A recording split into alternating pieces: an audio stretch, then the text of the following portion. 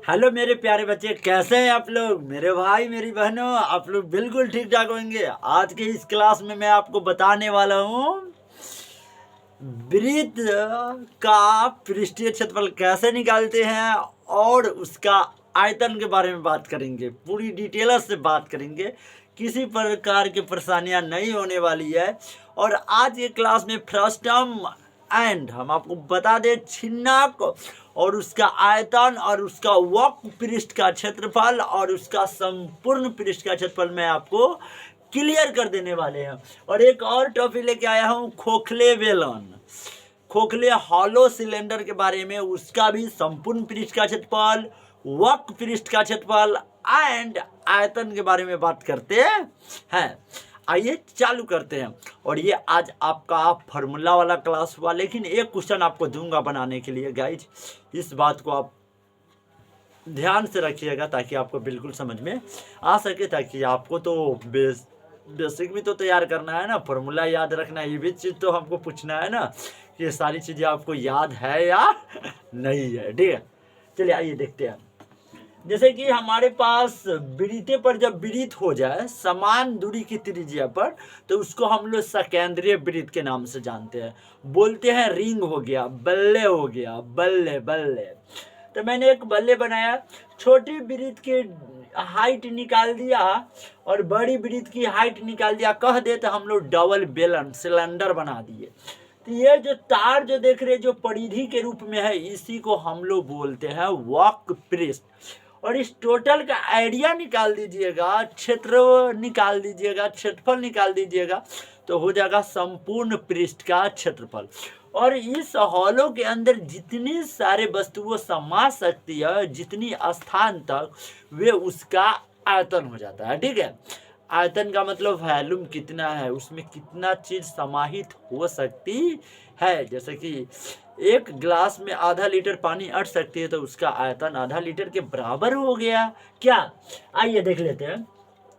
हमारा अगली जो चैप्टर है उसका नाम है surface area and volume. Surface area and volume, पृष्ठीय क्षेत्रफल एवं आयतन के बारे में बात करते हैं। आइए धमाकेदार से क्लास चालू कर देते हैं। ठीक है, आ गया हमारे पास खोखले बेलन, इसको बोलते हैं हॉलो सिलेंडर, जो बीच से एकदम खाली हो, खोखला हो, उसके अंदर कुछ पैकिंग नहीं किया गया हो, एकदम खोखला हो। जैसे कि बाल्टी हो गया, बाल्टी के अंदर बिल्कुल खोखलापन सा रहता है, जिसमें आप पानी डालते मतलब उसका आयतन, जितना जगह को आप छेक पाते हैं वही तो उसका आयतन होता है ना।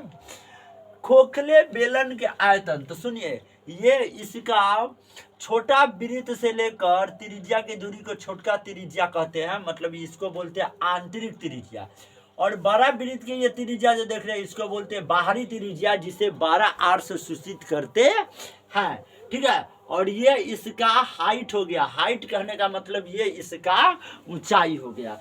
तो हमारा बेलन का जो आयतन होता है वह पाई एच इंटू में बाहरी त्रिज्या का स्क्वायर या माइनस भीतरी त्रिज्या का स्क्वायर। ये फार्मूला का थोड़ा ध्यान से रखिएगा।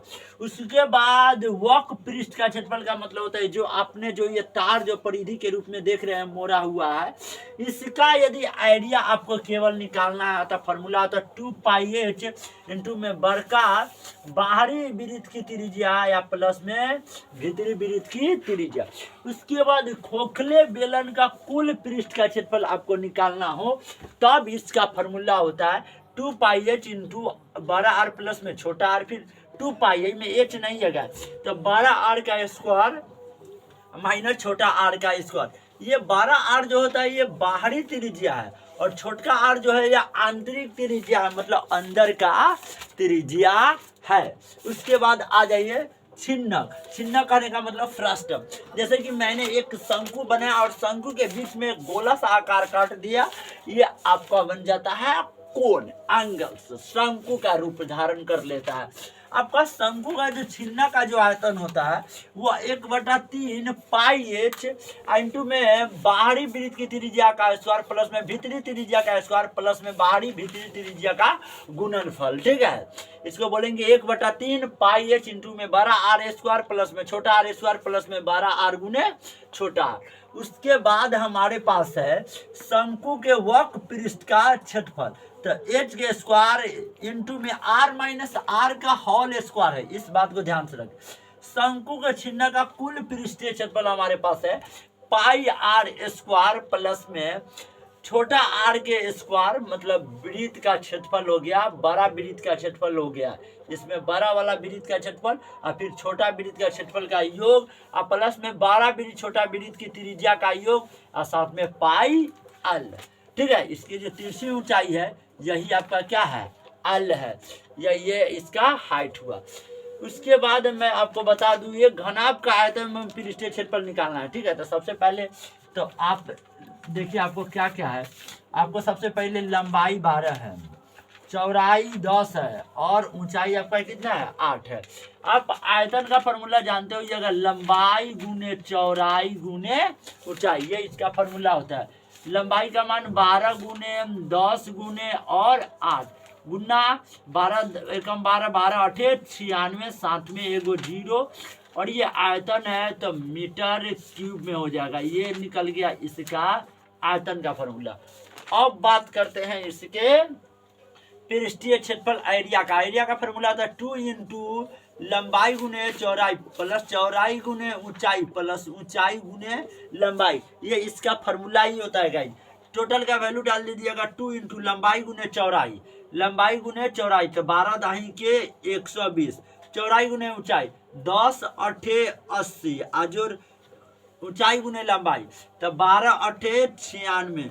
जब दोनों का ऐड करके मल्टीप्लाइकेशन कर देंगे तो हमारे पास हो जाएगा 80 20 296।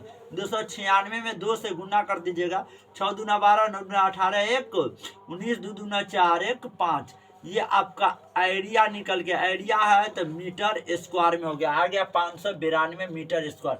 काफ़ी शॉर्ट में बनाए हैं क्योंकि मैंने आपको घनाभ का आयतन पहले ही बता रखा है और घनाभ का पृष्ठीय क्षेत्रफल भी पहले ही बता रखा है, तो किसी प्रकार की परेशानियां हमें नहीं हुए। आप देख सकते हैं इसको कैसे बन करके ये तैयार हुआ है।